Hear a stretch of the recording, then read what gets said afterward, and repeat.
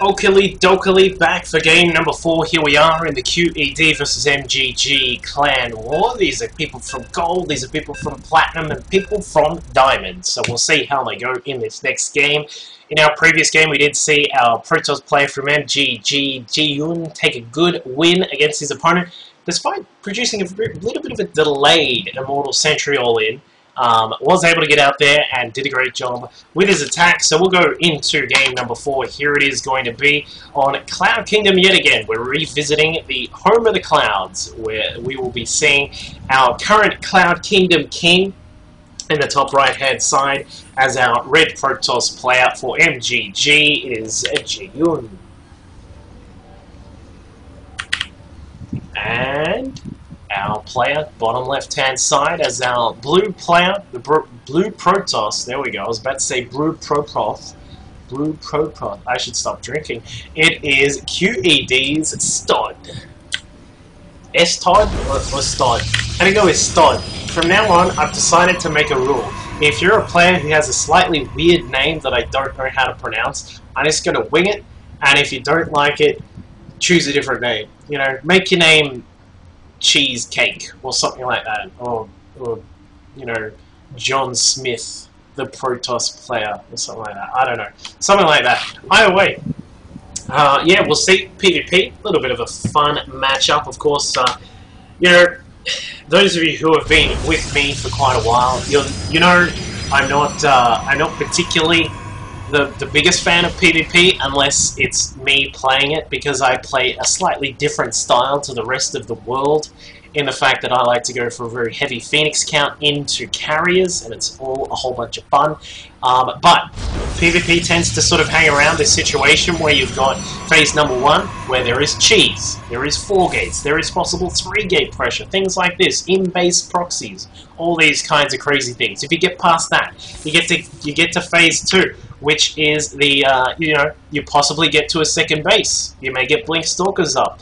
You know, you may have some sort of immortal base push coming along. Those kinds of things. And that's sort of phase 2. You survive phase 2. That's where you get to the part where it turns into Age of Empires and people say 15-20 minute no rush, and everybody gets like 19 Colossus out, and you have this crazy War of the Worlds battle, and pretty much the battle is almost always decided by, you know, who slightly positions their Colossus better. And it's a whole boring amount of fun. A whole boring amount of fun. I don't think that makes sense, but whatever. It does now.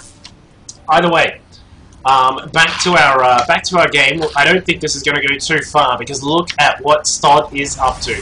Cybernetics Core is already completing. He's saved up a whole bunch of Chrono Boost as well. He's got 3 more Chrono Boosts left, and that will really help out with his Warp Gate tech.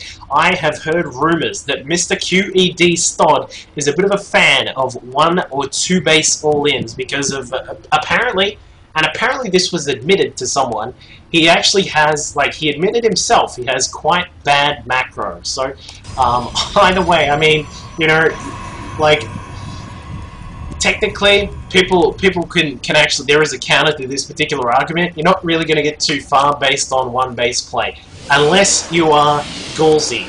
Who knows Gallsy? Post in the chat if you know Gallsy, because Gallsy is a player who has been cannon rushing his way to victory for quite a long time, and actually just made it into GM on the EU ladder by cannon rushing. So, you know, he's the one exception to the rule, if that statement ever made sense. But as you can see, Stod's going to get his pylon started, going to be able to power up to that high ground there. Unfortunately, we can't actually see like the high ground, the pylon animation, but that sort of goes around about there, maybe sort of that region. So he will be able to use the pylon and power up there if he gets his units across to this side as well. So here he comes. He's already got 1 of his Stalkers out. There is a Zealot following behind just a little bit further. The Chrono Boost has finished up there on top of the Cybernetics Core. Warp Gate now done. 3 gates, 4 gates, all done. It is about to get crazy right here, right now.